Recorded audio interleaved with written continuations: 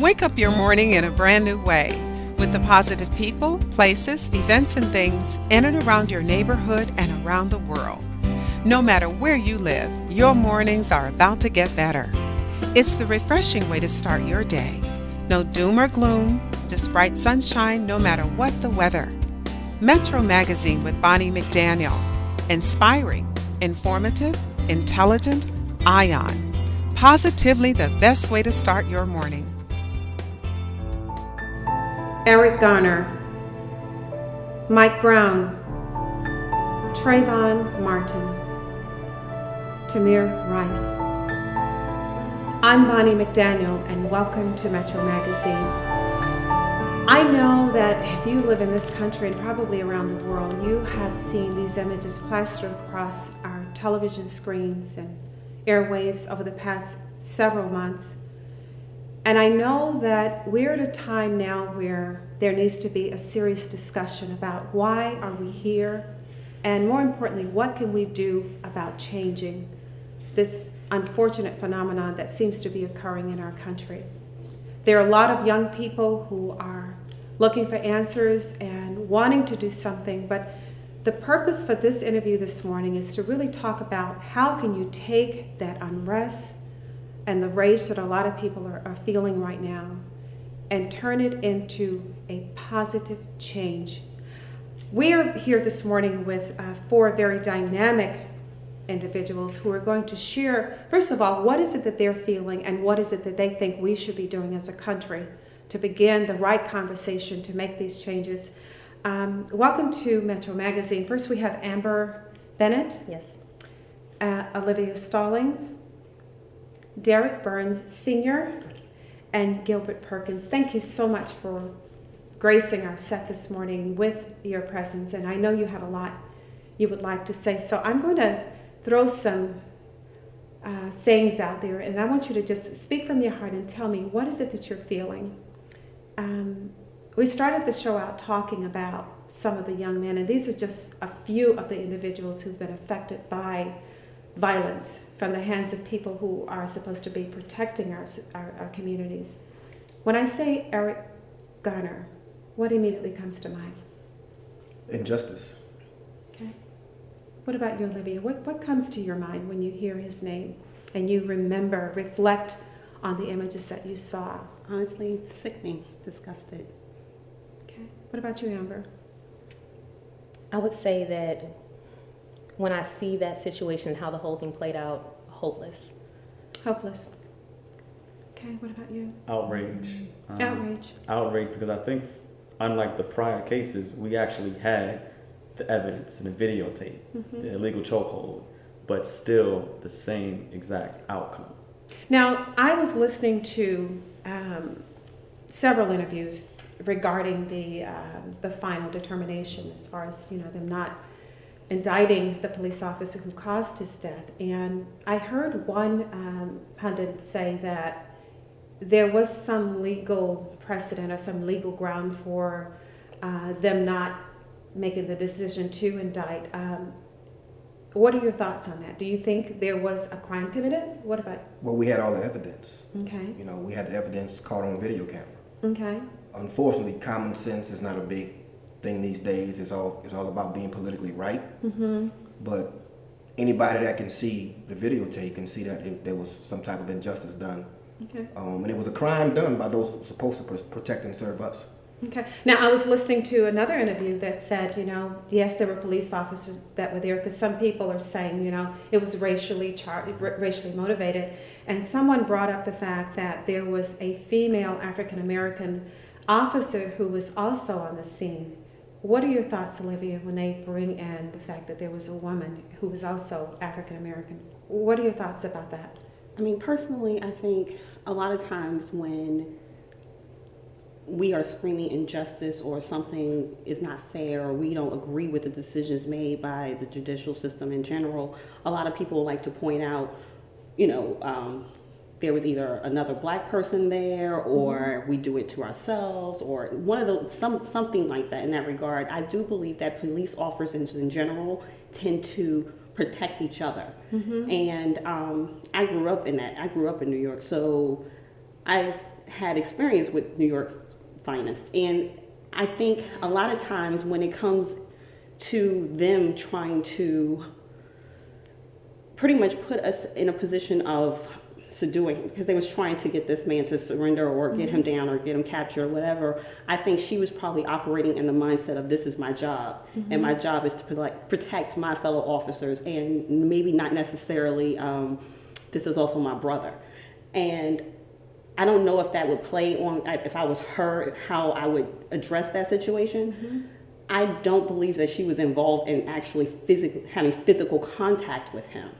So I don't think that should matter. I don't think race should matter. I don't think whether she was white or black or whatever. I think someone should have seen that in authority and say, this is not right, or stop, he's down, or, you know, he can't breathe, let it go. So do you think, Amber, you think it was more of a miscarriage of justice as opposed to it being a white-black issue, or the law, you know, being broken? Tell me, what are your thoughts on that? I absolutely do think that it was a miscarriage of justice, but I also think that race had a role in the whole thing, because of the fact that based on a lot of the times, you know, racial profiling is very real. The way that people assume that you are going to behave has a lot to do with the way that you look. I've encountered, I have friends, I have plenty of friends that have kept me on the phone when they've been pulled over, or that have given me stories and they've been outraged because so these are male friends. Okay. Yes, that have been stopped in their own neighborhoods on their way home because they didn't seem like they were supposed to be there. You know, and these things happen all the time. So I do think that the way that the situation carried out has something to do with race. I don't think that in general that non-blacks, and I won't, you know, I'll just say non-blacks, that they encounter, or that they have the same, I just don't think that they're profiled the same way. Okay. You have sons. Yes, ma'am. What is your conversation with sons? And I'm asking you this question, especially when they go out. I know you shared off camera that you have a son who is now a freshman in college, Yes, ma'am. and one who is also a high schooler. And going back to something you said, because I don't think a lot of people, the general population, doesn't realize that the way we raise our children is very different than the way non-African American people raise their children. And the conversations are very different. It's not like, hey, Mom, I'm going out the door, or Dad, I'm going to the movies. It's like, hey, what time are you going to be back? There is an entire lecture. And I think one important thing that people need to understand is that it's not a fair or level playing field when it comes to how we raise our children. And I wanted to go back to something you said, because I remember when my son was a teenager, he left home to go visit a friend at a couple of communities away from where we lived. And we had a fairly expensive car, and he had driving privileges, and he went out, and when he was on his way back home, he was accosted by police officers he wasn't breaking the law. They just see this young African-American teenager in a car that is something that, in their minds, he's not supposed to be driving. He was then removed from the car, thrown to the ground, and had to top them basically off the fence in order to be able to be allowed to get back in the car and then come home. As a matter of fact, they followed him home. And he was in a neighborhood that they thought, you know, maybe he had taken someone's car.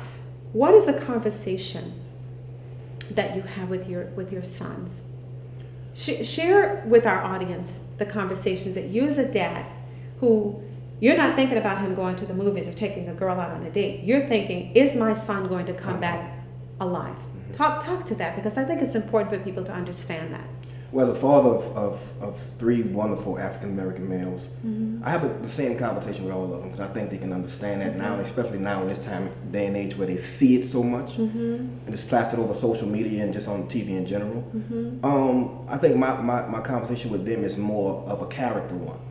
It's really not to put themselves in certain positions, and they have to understand that if they do, what's the consequences? Give an example of being in a position that you probably don't want to put yourself in. Well, a few years back, when my oldest son, who's in college now, he was about 16 or 15 years of age, and he had his driving permit, so I had to be in the car with him. So we came onto an on ramp, and he came off onto the highway a little bit too fast.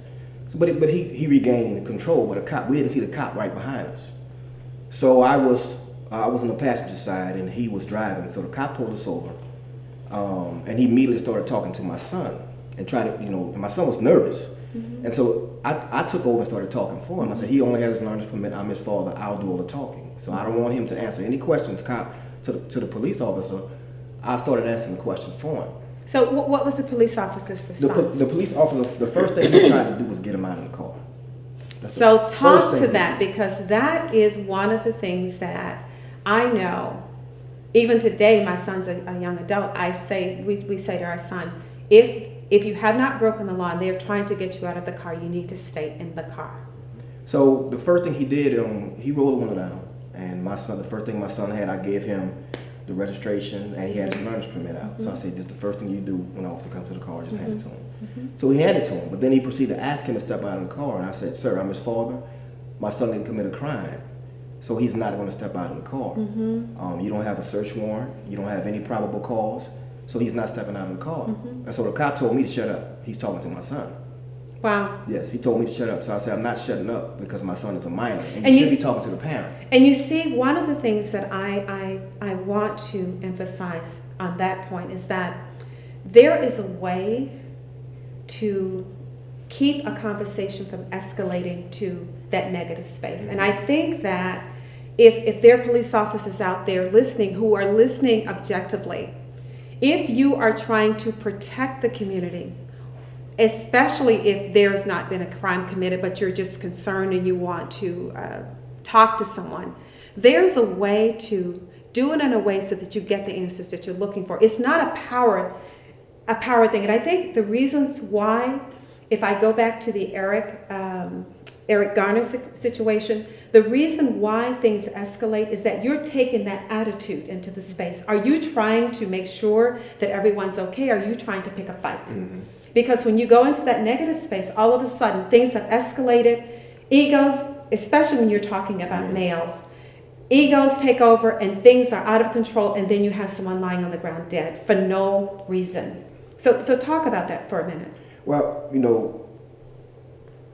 I think we forget that this hasn't just started. Of course.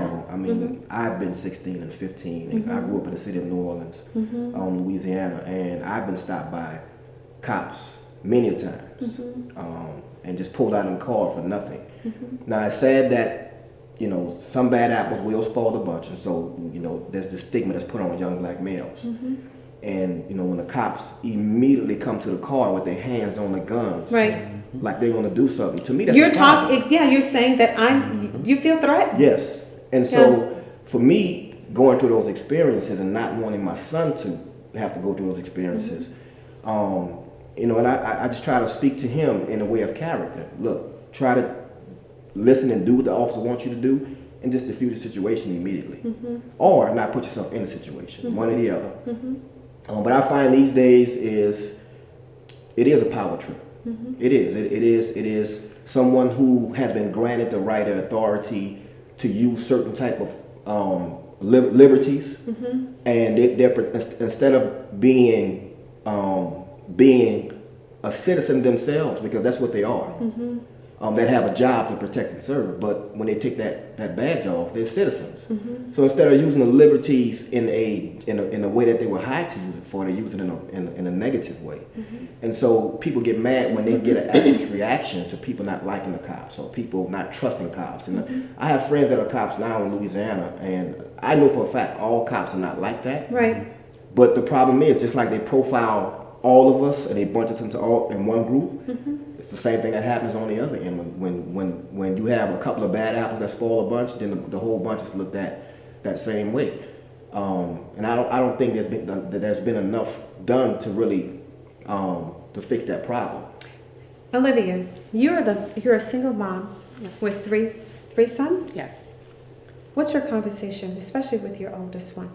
I actually had a conversation last night. Okay, and what was that conversation like? It was different than the conversations I've had with him in the past. My oldest son has Asperger's. His personality is to be socially awkward in a way that he gets nervous.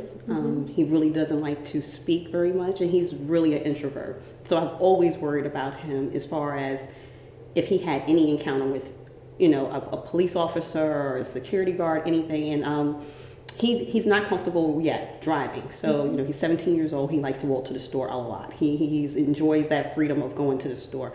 And I know that before, our conversations have always been, he likes to keep his hands in his pocket because it makes him feel grounded. So I constantly tell him, keep your hands out of your pocket when you're in a store. Go into the store for the purpose that you went to go, what you're going to buy, and then leave. Don't browse, don't spend too much time in a store. And I think in a lot of ways, I kind of sheltered my boys from a lot of the reality, in the sense of we really don't watch TV. I try to keep negative images out of their heads, so they don't have a lot of exposure to certain things. And now, you bring up, and it's just because we were talking about situations where they're driving, and as I'm listening to you talk about your son liking to walk, I immediately got the image of Trayvon Martin. Because a lot of our children in inner cities especially, they walk to where they're going. How does a parent, and my heart is breaking as I'm listening to you, because you're telling your kid who, if putting your hands in your pockets make you feel okay. We live in a free society. How is it that I can't put my hands in my pockets without feeling like I'm going to lose my life because some person is going to think I have a gun? I would venture to say that, and I almost wish we had a Caucasian parent here talking, because I'm sure the conversation is very different. And I don't think that people really understand it, because especially on social media, I listen to Caucasian parents. I listen to the responses they have to things that are happening in the media with the recent killings and so forth. And what I hear are people who really don't understand what it's like to be black. They really don't get it.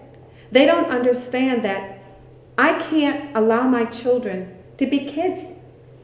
I have to, what we're doing right now is trying to keep them alive. Yeah. Right? And if they could kind of wrap their arms around that, I think they would totally get why people are feeling the way they feel right now. It's about, we're not in Afghanistan, we're not in Iraq, we're in the United States of America. And yet we're concerned about our children being killed in the street, or our men being killed in the street. Talk to me. What are your thoughts on this, Amber?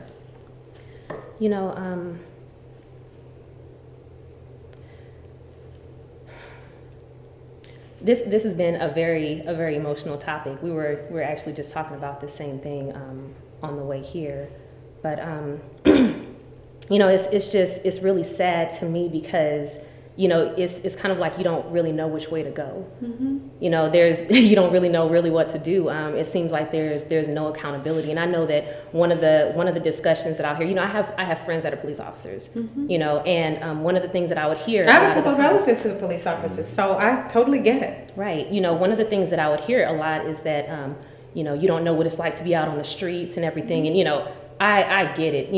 I'm a veteran myself, and I've been deployed 3 different times, but I also know that when I decided to put on that uniform, that I took on the responsibility that came with that uniform. And you hit on a very important topic, responsibility.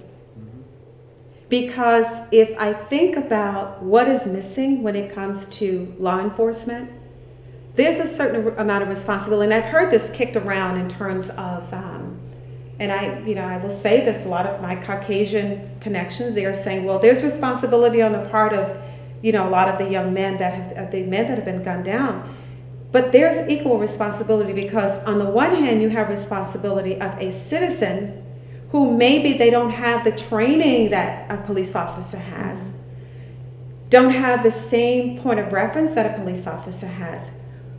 In my mind, if you are hired to protect, your responsibility is just that, to protect and make sure that the citizens, black, white, yellow, brown, that everybody is protected. And I think that responsibility, so let's stay on that for a minute. I interrupted you and I'm sorry. That's fine. No, there is a responsibility that I don't think that people are looking at. I completely understand that your life is on the line every day.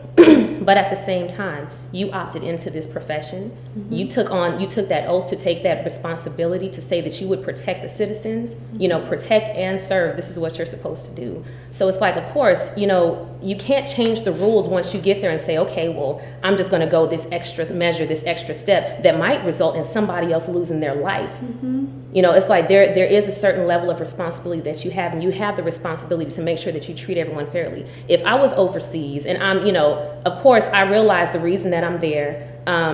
I can't just say, okay, well, this person seems like they might be an enemy. Let me just go ahead and go above and beyond what it is that I'm supposed to do just to make sure that I stay safe.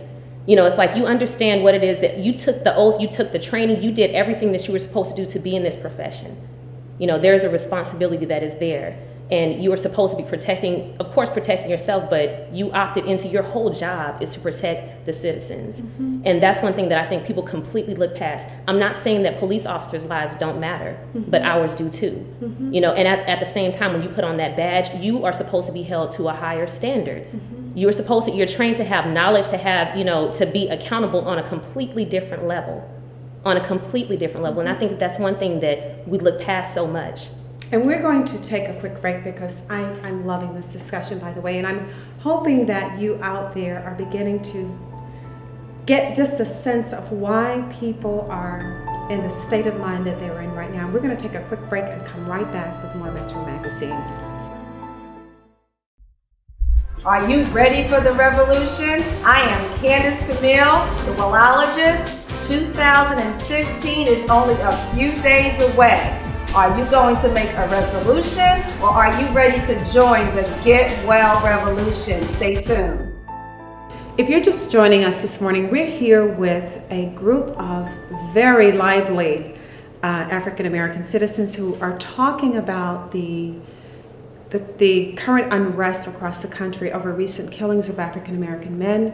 And when we went to break, we were talking about responsibility, and the responsibility both on the side of the citizen and also of the police officer. And you were off camera talking to that responsibility and how that relates to police officers and how they carry that responsibility out. So certainly. If you would speak to that. And I think what we see a lot with the police officers are they elevate their threatening situation over and above their responsibility to protect and serve. Mm-hmm. So that the defense for their aggressive action becomes, I was threatened. And we never allow that perspective to be seen from the victim side or from the citizen side. If you come to or approach a teenager, whether he's in his vehicle or he's walking on the street, and you're an officer, an armed officer, why don't we not take into account that teenager automatically will feel threatened? You have a big old gun. Visible, and I know that you know how to use that gun. Right. Why would I not feel threatened? And teenagers are not trained and conditioned on how to respond to threats. Mm-hmm. And so we spoke earlier about how conversations elevate and incidents escalate. It's really because a teenager is attempting to figure out, how do I respond to this threatening situation? Mm-hmm. And a lot of times they're not going to respond the right way, in a way that will de-escalate the situation. That becomes, again, the onus of the officer mm-hmm. to make sure that they're the trained ones on how to mitigate what that threat is. And I think that we need to just allow the conversation that the teenagers, certain communities, our communities, we feel threatened when you come to us with a gun. Mm-hmm, mm-hmm. And let a conversation start from there. I'm certainly not male, but I can remember a few years back having, for whatever the reason, I forgot to take, we had registered the car for like the city, when you pay the city taxes or mm-hmm. whatever, and you get the little label, little sticker in the mail when you do it, and then you're supposed to take out the old sticker and put the new one on. Well, me rushing around like a crazy one, like I always do, I forgot to take the sticker and replace it with the new one. And there was this police officer who pulled me over, and as soon as he put the light on, I'm like, oh darn, I forgot to take that sticker off. So as he's coming to the car, I'm going into my glove compartment to pull the new sticker out to show him that, that I'm legal. He began to raise his voice and take your hands out of the glove compartment. And he didn't ask me to step out of the car. I said, officer, I was just taking the sticker out to let you know that I made a mistake. I forgot to put it up. He wasn't hearing anything I said. Now, my immediate thought was, why are you responding that way? Because I realized, number one, as a citizen, that I forgot to do something. And I'm saying to you, here is my proper identification, for, the sticker to let you know that I am legit. But he never heard anything I said. You talked about the fact that you're a veteran, and that you were trained, you were deployed, you were trained. Talk about training and whether or not you think the training is lacking, and in what way it's lacking. Because in both situations, even though you went to war, you were still there to protect your comrades and to make sure that you were able to bring safety into the space you're in. Police officers, in a large sense, are also responsible for protecting and bringing safety into the space that they occupy every day. Talk about the training. Do you think there's a problem there? If you could speak to that, Amber. I actually do. I think that, I know that being a veteran, we would continually have equal opportunity training, different types of sensitivity training, periodically, just to make sure that not only were we not mistreating other soldiers, but other people that we would encounter when we would be in these situations where we're deployed, where we're encountering other cultures and everything. And you bring up something interesting, because I think in your situation, it's easy for you because you're going into a place where you are combating an enemy, and for you to be able to keep yourself level and not confuse the enemy because you're going into a different culture and everyone is of the same culture.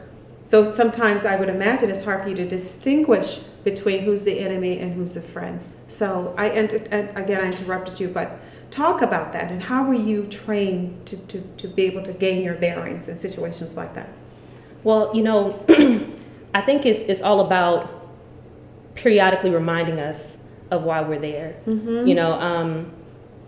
I know that as a leader, I was a non-commissioned officer, and it was definitely important for me to make sure that my soldiers were aware. If I saw anybody get out of line, we bring them back in line. As a unit, we would have semi-annual training, just to sit down and talk about cultural sensitivity, talk about, make sure that we understand just different avenues of reporting. If we saw anything out of line, even if it was like detainee abuse, I was an interrogator.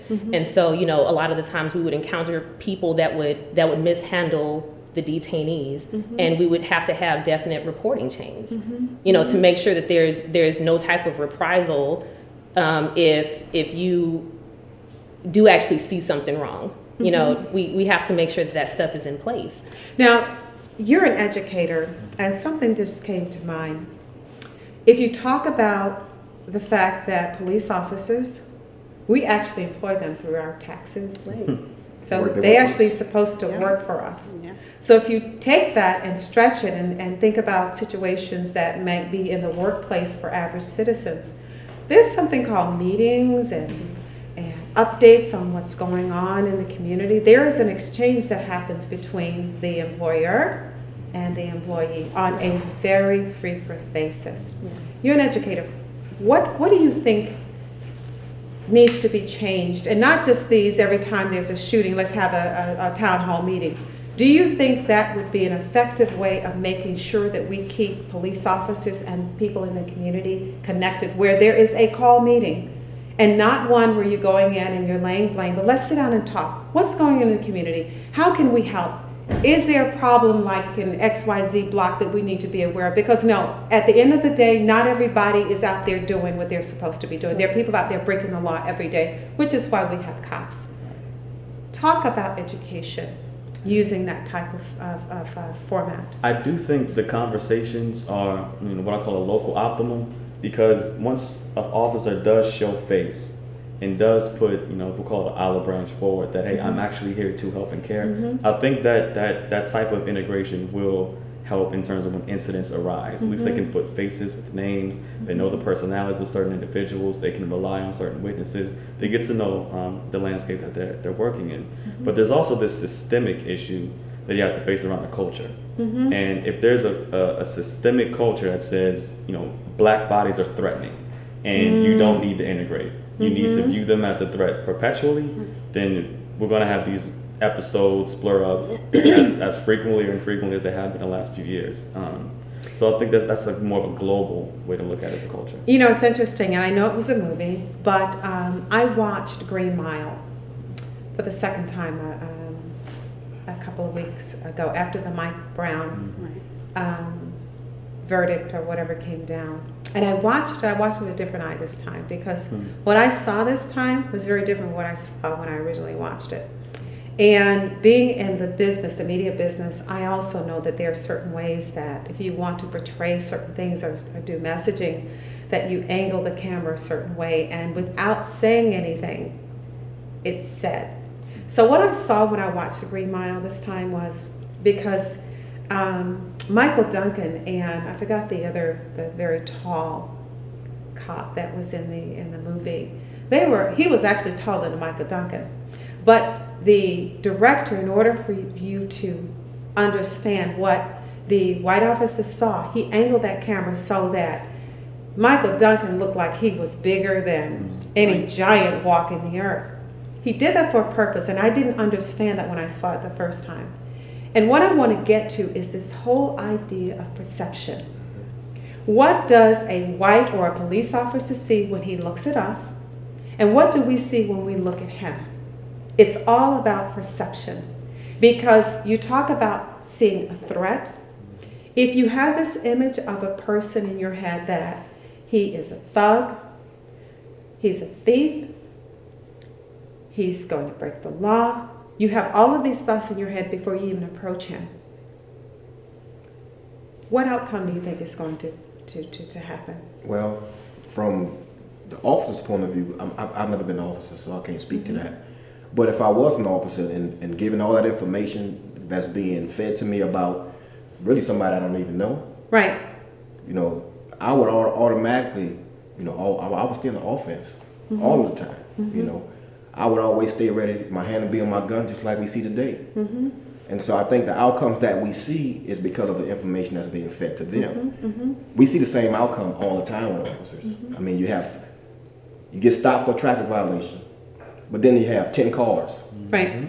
So automatically, in my head, I'm thinking, oh, I'm going to jail. Or, I feel I'm scared. I'm in the car, and you have a gang of officers for one person for non-threatening traffic violation. And so the citizen is always being put on Front Street, even though they've done nothing. I mean, so, you can always see the outcome of what they're being fed. Now, if an officer will stand back and tell the truth, maybe we'll find out how they view us. But I'm sure it's an unwritten rule that they can't really say what they've been told. So, we probably will never know from an officer's point of view. But from the citizen's point of view, we always feel like, most of the time, whether you're white, black, Asian, whatever your nationality is, most of the time when an officer pulls you over, you get this feeling in your gut. Or you get nervous. And it's never a feeling of, okay, he's here to protect and serve me. So I have my full confidence that this is going to go the way it's supposed to go, and I'm safe and I'll leave. We always get the feeling in our stomach, though, that real nervous feeling, because you don't know what's going to happen next. Even if you try to comply, you don't know what's going to happen next. Yeah, because at the end of the day, you don't know what perception this officer who's coming to you about something that's probably not a big deal, you don't know what is in that person's head. Olivia, you talked about the fact that your son suffers from this condition, and you were saying that, who was it, Tamir Rice. Rice. Yeah. Talk about that for a minute. I read somewhere that he has Asperger's, and it immediately just registered with me. Oh my goodness, because that's something that I think about. I know for a fact, if my son, like I said, the conversation I had with him last night was totally different than any other, and it had to do with this. It was just kind of like, I know for a fact that he would automatically freeze. He would automatically get nervous. It would be, because it's an anxiety that's attached to this type of autism. So he may run without even knowing, you know, he may run, he may not answer a question, he may not even respond. So if I was an officer and I see that, I may feel like, okay, this person is not trying to be compliant, or this person is, you know, he has something or whatever. And I thought about that 12-year-old kid, and it's just like, okay, he's waving around a toy gun, and the cop thought it was a real gun.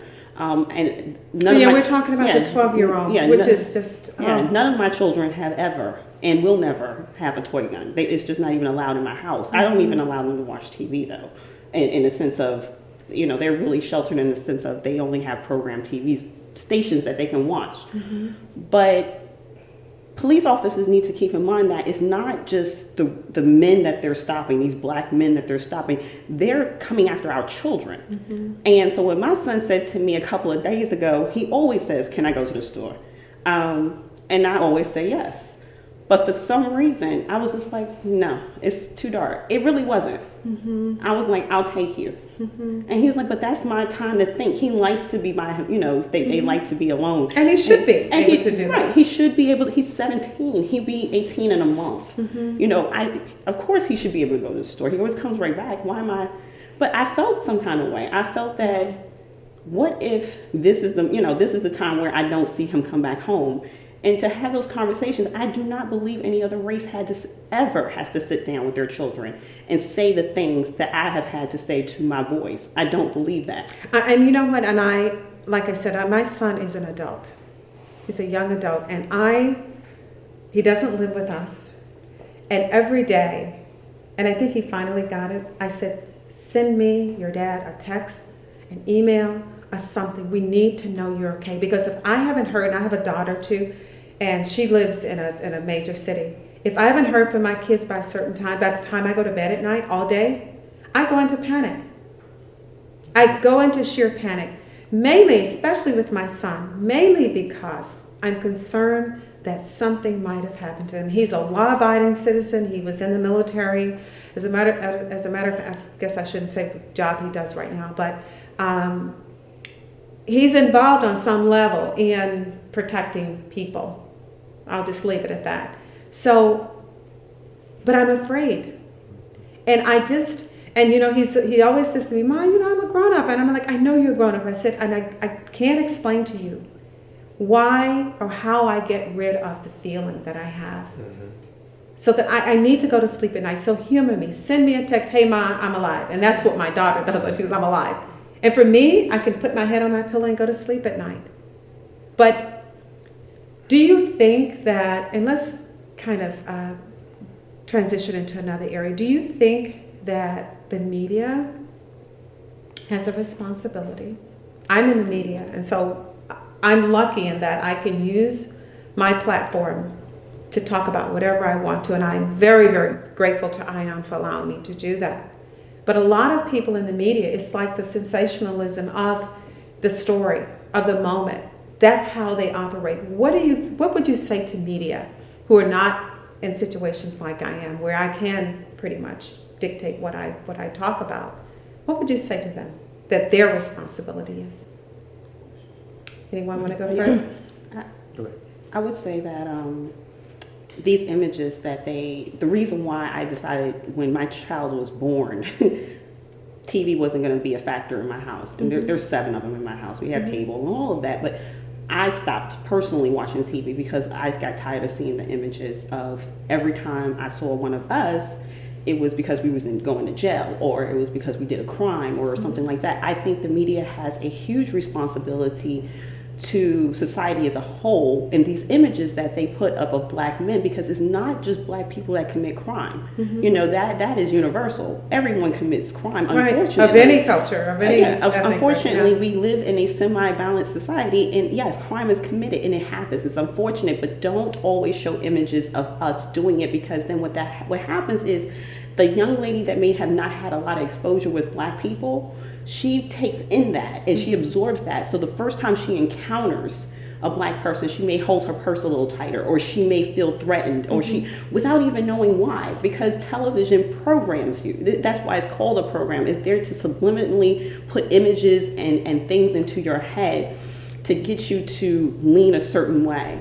I mean, interesting. You're talking about the images. A college basketball game is held, and the losing team gets upset, and they set cars on fire in the middle of the streets. You have, and we're talking a primarily white university, and there is just mayhem in the middle of the streets. Oh, kids acting up. Yeah. Ferguson. Thugs. Cars are set on fire because they don't like the outcome of a verdict. Why do you think the difference? Well, that just shows the racial divide. I mean, it's obvious, it's blatant. I remember I put up on my Facebook page the images of Caucasian events where they had riots because of a game, and it was something really, really simple. And the response, I mean, it just went quiet on my Facebook page.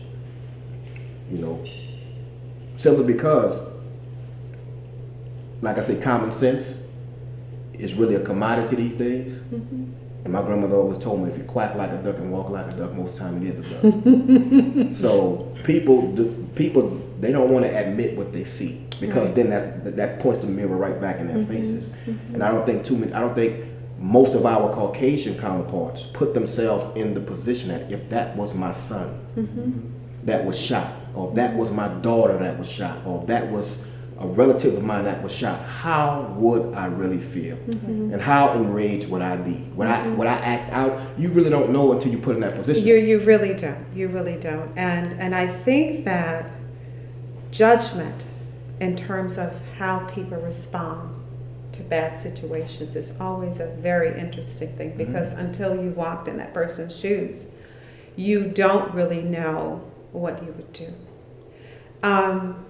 We're going to take a quick break, and when I come back, I want to talk about what are some of the things that you think, as an educator, as a father of sons, as a mom, as an ex-veteran, what are some of the things that you think we can do to make a change? And we'll be right back.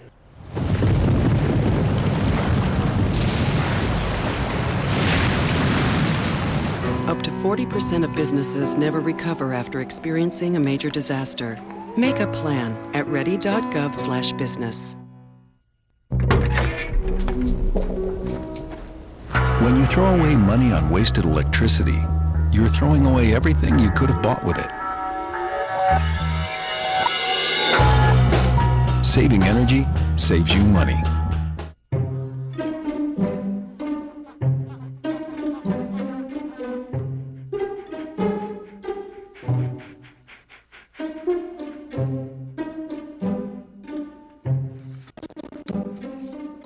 Oh, sweetheart. Gonna give you a hand? No thanks, Dad. I got it. Okay. I'm gonna go fix the lamp in your room. You don't have to be perfect to be a perfect parent. There are thousands of children in foster care who will take you just as you are. Really?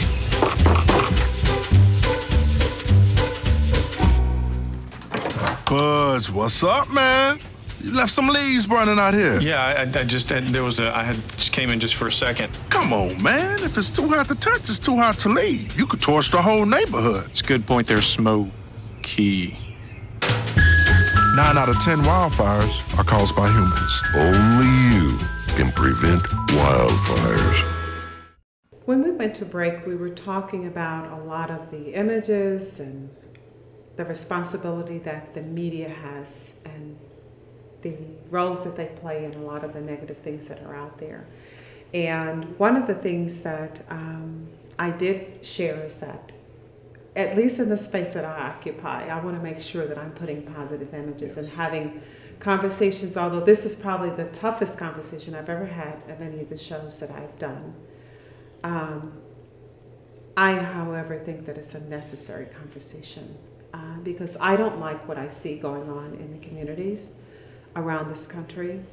And I think that when we're given a platform, there is an opportunity to make a change. And so I want to speak to the changes that you and the spaces that you occupy, that you think we can make so that we can get further down the road in a good way. So we're going to start out with you. I mean, I think the changes on the police side or the justice system side, we can spark change by first changing our own communities. There's no trust in the black community. You mean between the officer and... We don't trust them anyway. Okay. To be honest with you. That's what's going on. We don't trust the officer anyway, but in our communities, how trust among ourselves. Yes, how we prepare our kids and how we teach our kids. I mean, we know there's a large number of single moms and not a lot of fathers in the household, disproportionately in our communities. You know, if just per se the men that are doing something and that are, you know, like he's a professional, I'm a professional. If we came together and just say, for instance, if we begin to mentor them kids at a young age, and we caught them at 6, 7, 8, and 9, what do you think the outcome would be at this point? Right. And so I think for us, instead of letting the rappers raise our kids, our boys, and letting the athletes, you know, present themselves as the role models, I think the men that are tangible, that are in the thick of things in our community, that are raising sons and teaching our boys and, you know, doing those things. If we came together and we begin to spark change first in our communities, I think the change on that end would have to happen because they wouldn't have nothing to do. We wouldn't be giving them anything to do because our boys would be coming up, being, you know, and they'd be prepared for that. We don't prepare. I don't think we prepare our kids. My mom and my dad prepared me, and they told me, look, in this society, you're a young black male. Let me help you understand what that means and what that represents. And she went and taught me the things that some of our forefathers have been through. And she said, I have a responsibility to not to embarrass what's all the foundation that's already been laid, to have the freedoms that I have this day. So I think if we prepare our young boys and our young girls, I think that'll be probably the greatest change that we could ever do.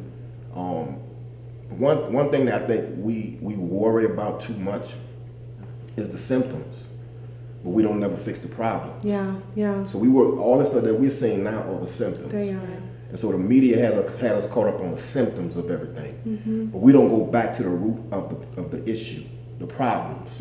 Now we have a responsibility as a people to present ourselves in a certain light also, you know, and to help our sons and daughters understand that if you present yourself in this light, this is how you're going to be perceived. Now you bring up an interesting point because you talked about your parents and how they taught you to be a man.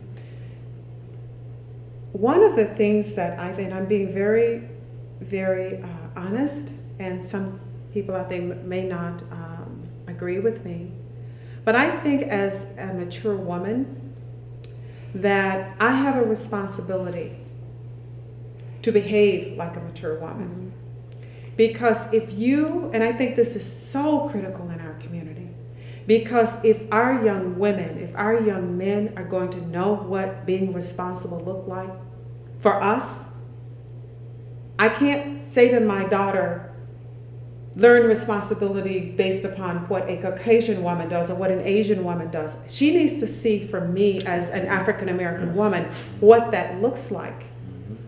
And until we have women and men, and I have to say this because I've been wanting to say it for a long time, until we have men and women who are willing to do what our parents or the parents before us did and say, this is how a woman walks, this is how a woman talks, this is how a man walks, and this is how a man talks, this situation is not going to change.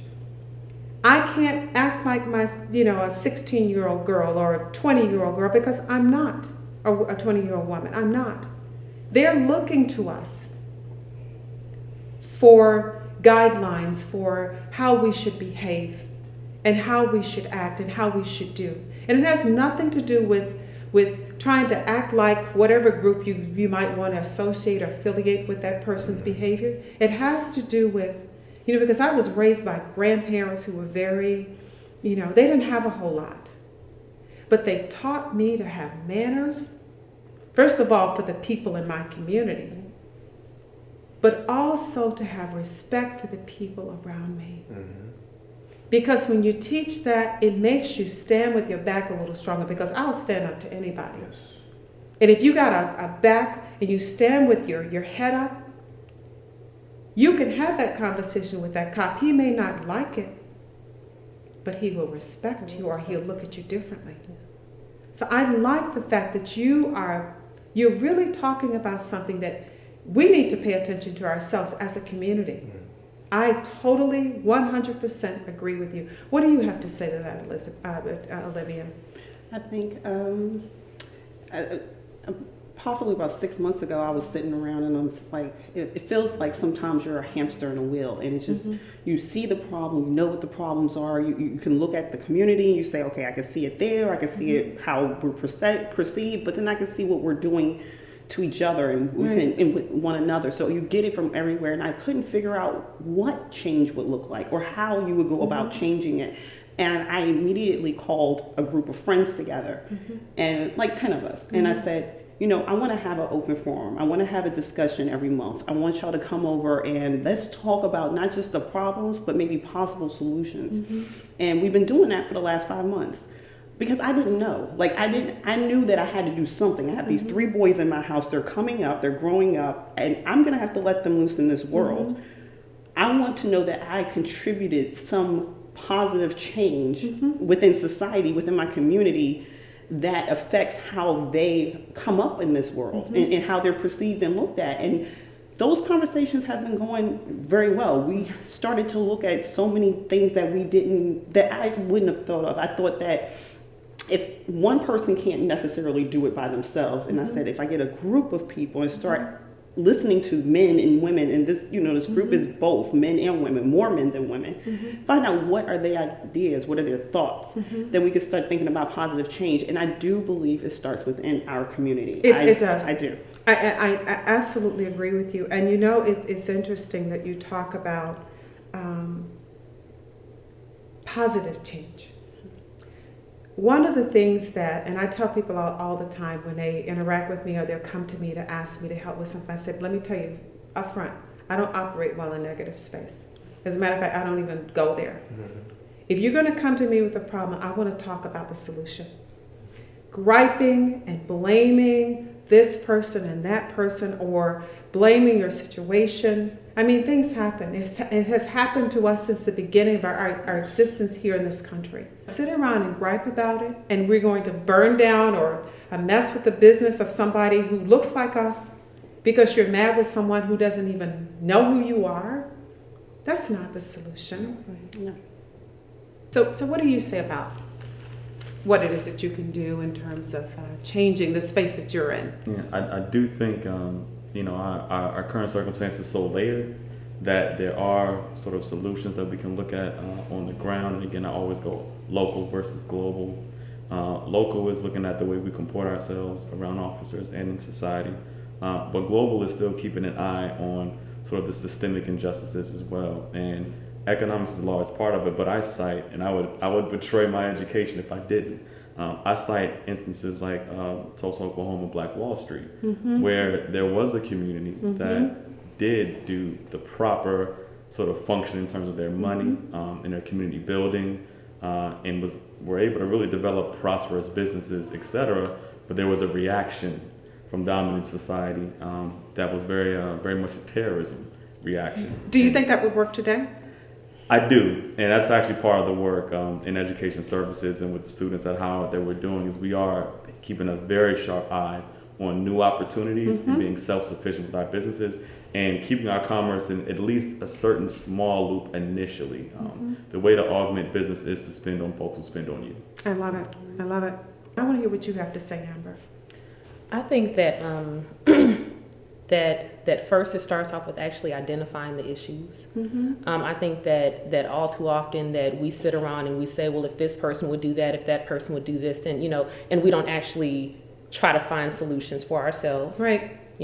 I think that we need to actually identify issues within our community and actually work with each other to try to build up our community, because right now, and a lot of people don't want to admit it, but we're very fragmented. But even like Derek said earlier, in general, we don't really trust each other. Right. We won't even do business with each other really. And even as far as the money that we bring into the community, it rarely stays in our community. And so then you have people that are still way below the poverty line, and they are out there committing crimes, and they are out there, And economics has a lot to do with the things that are happening on many, many levels. But I'm sorry, go ahead. No, but I mean, you're absolutely right. I think that, I personally just find it a little disturbing that, a lot of immigrants can come over, and within a few years, they'll build together, they'll stay together, and there's just this huge sense of community, and everyone's feeding into the same pot, and everyone prospers in the end. And within a few years, you'll see people driving all these nice expensive cars, having these really nice houses, and they're sound, and they shop with each other. They transfer money, between each other 16, 17, 18 times. Where us, we'll get our check and we're going straight to Walmart. We have to understand that, number one, as I go back to say what I said earlier, is that everybody has to start where you are. Right. You don't get to start up here. Right. But if you're here, that's your place of beginning. You start where you are and build where you are. I wish we could continue this conversation forever. We really are out of time. I was just looking at at our clock, and we have run out of time because this has been a very hearty discussion. If I could, I'd like to get you all to come back again at some point, because you talked about you're having discussions. I want to continue this conversation because I don't think there are enough people in my position who are listening to the positive conversations that are being had, because we don't like what's going on, but we're not griping, we're doing something about it. That's going to wrap it up. First of all, I want to thank you all for sharing. This has been a very, very good discussion, and I want to have more. And that's going to wrap it up for us this week on Metro Magazine. I hope you have been inspired by some of the things that you've heard this morning. And of course, if you'd like to connect with us, you can do so on Facebook, Metro Magazine with Bonnie McDaniel.